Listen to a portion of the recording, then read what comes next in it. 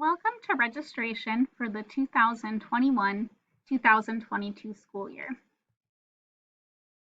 To get started with the registration process, students should go into their Schoology accounts and look for the registration Schoology course that they have been assigned to. In the Schoology course, students will find a link to the class description booklet, a registration worksheet that they must fill out that's been turned into a Google form, and then they will also find instructions how to enter their registration information into Skyward. And I will definitely go through these resources for you before this presentation is over. Before we go into the how-to of registration, I think it's important to familiarize yourself with the graduation requirements and just be aware of what types of classes students will need to graduate from Pine Island High School. So as a reminder, students need 26 credits to graduate from high school. These credits must come from these prescribed areas. And please note these are state requirements, so you will find consistent graduation requirements across the state of Minnesota. We do have one local requirement that might differ from some other school districts, and that is 0.5 credit of prob and stats. Other than that, we're pretty consistent with other districts in Minnesota. As ninth grade students, there are a set list of courses that all students must take. You can see that they'll need 1 year of English 9, 1 year of math, and that math is really going to be dependent on the math track that they are currently in as 8th graders. So if your student is in the advanced math right now, they will take geometry as a 9th grader. If they're in the regular class, they will take intermediate algebra, and there's also that algebra 1 that a few students might be taking. They'll take a year of physical science, a year of US history, a half a year of college and career readiness, a half a year of PE 9, and then they would have room for 3 elective credits. Moving into 10th grade, you'll see there's still a list of required courses, but a little bit more flexibility. So they'll have a year of English 10. They'll continue on with that math. So as a reminder, students must all take intermediate algebra, geometry, advanced algebra, and then a half credit of prob and stats. For those students who are accelerated, they would have to get their 3rd year of math beyond advanced algebra, and that might look different depending on future career plans. It might be trig and analytic, they might choose to go on to calculus, or it might be college math or college algebra. So that'll really depend on kind of their progression and what their career goals are. Students will take a year of biology in 10th grade, a year of world history, half a year of health, and then they'll have room for those 3.5 elective credits. Moving into junior year, I know the list looks a little bit longer, but there's definitely some flexibility where students take these classes. Everybody will take English 11 as a junior for the year. Again, you'll continue with the math. Many students are finishing up the required math with that advanced algebra and stats during junior year. At some point, students must also take either a year of chemistry or physics. That's a state requirement. I would say most students choose to take that science class as a junior, but they can wait until senior year if they'd really like to. Again, it's really important to look at what your students' post-high school plans are, because some students might find that having chemistry as a junior and then physics as a senior is going to set them up the best that they can for the colleges they're looking at or the career that they would like to have. Students must also take a half a year of economics, a half a year of government, and a half a year of geography. These 3 social studies classes can be taken junior or senior year. I would say most students take econ and government during junior year. Some keep the geography in junior year while others push it off to senior year. So it really, again, just depends on the needs of the student and which classes they hope to take as a senior. There's a half a year of college and readiness that they take again as juniors, and then they would have room potentially for 3 credits, maybe more if they decide to take that geography or one of the other social studies during senior year. As we move into senior year, as you can see, the list of required classes is pretty minimal. So students must take a half a year of English 12 and a half a year of an English elective. That English 12 requirement can be met a couple of different ways. One would be we do offer a literature of human diversity class that students can take during junior or senior year. That's one of our concurrent enrollment classes, so students must meet eligibility requirements to take the course. But if they take it as a junior or as a senior, they can actually use that literature class to replace the English 12. So then as a senior, they would only need to take one other English elective. The English electives that students can choose from, like humanities, world of media, the PR class, the film experience, those are classes that students can start taking in 10th grade. So if a student does take that English 11 or that English elective in grades 10 or 11, they wouldn't need to have that English elective as a senior. Other things to consider are the other kind of requirements that still might be sitting out there. So students must take another half credit of Phy Ed. So as a reminder, all students will be taking Phy Ed in 9th grade, but then at some point between 10th and 12th grade, they must also decide on one other PE elective. And then there's also that 1 credit of fine arts, and that can be met through music or art and can be taken at any time between grades 9 through 12.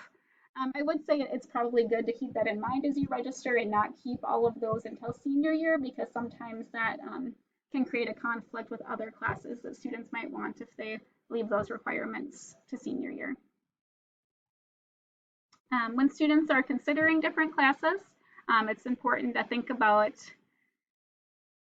the plan that they have for after high school. So, which classes are going to set them up to be the most successful, whether that be going to a 4-year college, a 2-year college, entering the trades, entering the workforce.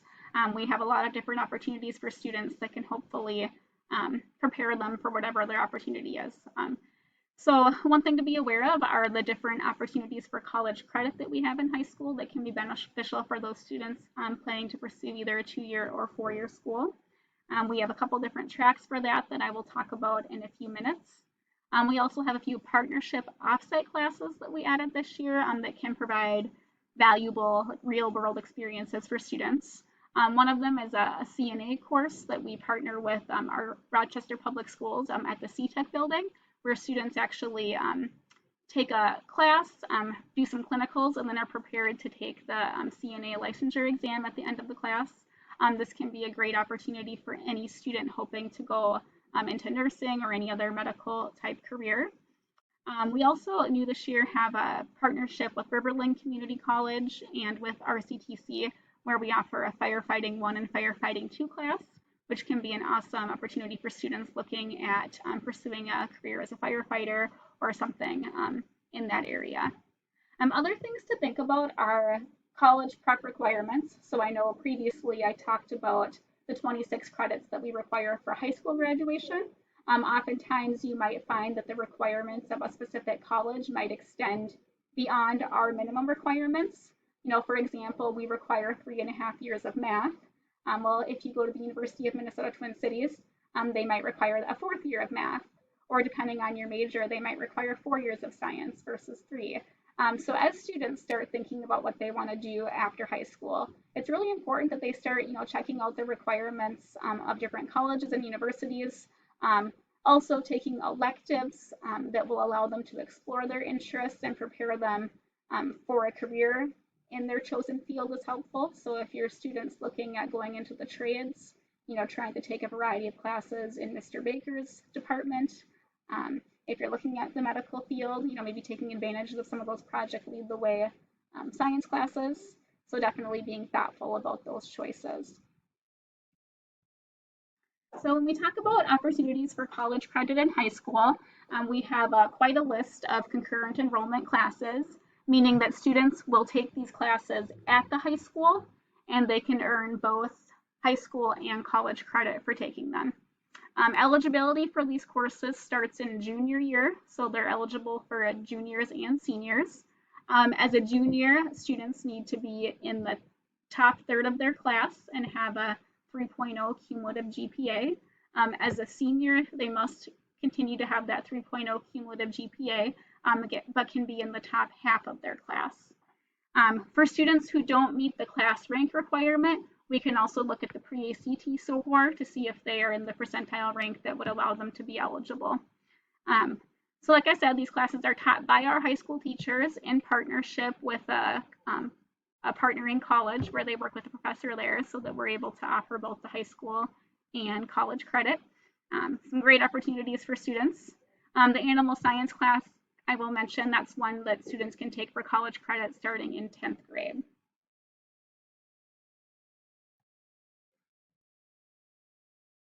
And I did want to go back and talk about Project Lead the Way for a minute. So for our Project Lead the Way classes, we've got two different tracks. We've got the biomedical sciences track, and then we have the engineering track. So those are great for students looking at engineering career field or the medical career field. And so for these classes, they're hands-on college level classes, and students can earn college credit by taking an end of the year exam. And if they score at a certain cut score at that exam and have a B or better in the class, they can actually pay to have college credits transcribed onto a St. Cloud State College transcript. So another great opportunity for college credits. So to bring up schedule changes, the main reason why we emphasize this is just so that you're aware that pre-registration is so important, because this is how we get the information that helps us guide which classes that we offer for students. This really is a voting process, so we can look at what our students want and what they need and do our best to offer classes that will fulfill those requirements.